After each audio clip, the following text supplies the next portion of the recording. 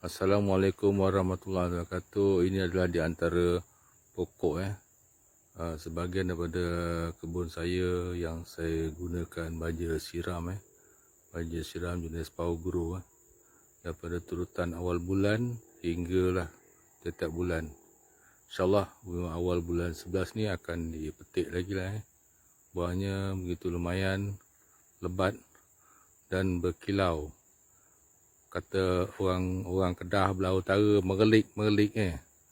Tuan-tuan tengok pokok dia, pelepah dia dan buah dia berkilat bersinar-sinar dan daun dia pun hijau menarik boleh jadikan contoh buahnya bertingkat-tingkat setiap bulan ada peningkatan buah dia contoh yang di antara contoh yang terbaik boleh dipercayai. Gunakanlah Power Grow